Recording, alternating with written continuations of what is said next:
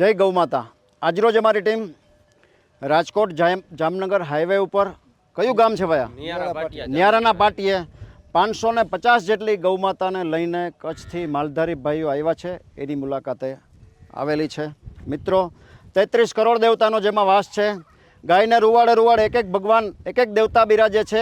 આ જ બધી ગૌ માતાના ઘી, દૂધ, છાશ, માખણ કે અન્ય ગૌ પ્રોડક્ટ ખાઈને જ આપણે અને આપણો પરિવાર મોટા થયા છીએ।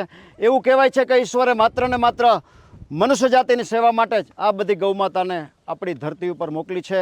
આ ગૌ માતાની પરિસ્થિતિ જોઈને આજે આંખોમાંથી અશ્રુઓની ધારા વહી જાય છે।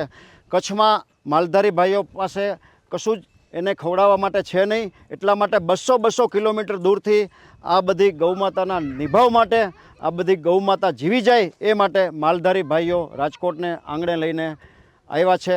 મિત્રો, અત્યારે આપ જોઈ રહ્યા છો સૌરાષ્ટ્રની ધરતી ઉપર આકાશમાંથી 45 ડિગ્રી જેટલો તાપમાન વરાળ સ્વરૂપે, અગ્નિ સ્વરૂપે ધરતી ઉપર વરસી રહ્યો છે। ધરતી છે એ અગનગોળો બની ગઈ છે। માણસને અને પશુ પક્ષીઓને ક્યાંય ચેન પડતું નથી। આવામાં આ બધી ગૌ માતા ખુલ્લામાં આજે આપ જોઈ રહ્યા છો નિવાસ પોતાના પેટ માટે કરવા માટે આ બધા માલધારી ભાઈઓ આવ્યા છે। અહીંયા 80 જેટલા નાના નાના બચ્ચા છે ગૌ માતાના, એને ખવડાવવા માટે, એને પોષણ આપવા માટે આ માલધારી ભાઈઓને ખોળની જરૂરિયાત છે। એક ગુણીના 1400 રૂપિયા, 1400 રૂપિયા થાય છે।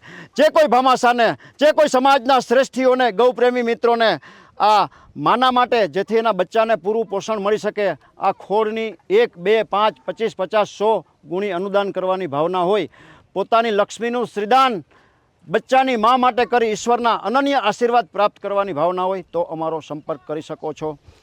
ધોમધકતા તાપમાં અગનગોળા જેવી ધરતી ઉપર આ બધી ગૌ માતા આજે અહીંયા નિવાસ કરી રહી છે। એના બચ્ચાઓની દયા ખાઈને આપ સર્વ મદદ કરશો એવી આશા છે। વિશેષ માહિતી માટે મોબાઈલ નંબર 9825077306। ગૌ માતાની સેવાનો આ શોર્ટ વિડીયો આપના ગ્રુપમાં વારંવાર શેર કરી આપ પુણ્યના હિસ્સેદાર થશો એવી આપ સૌને પ્રાર્થના।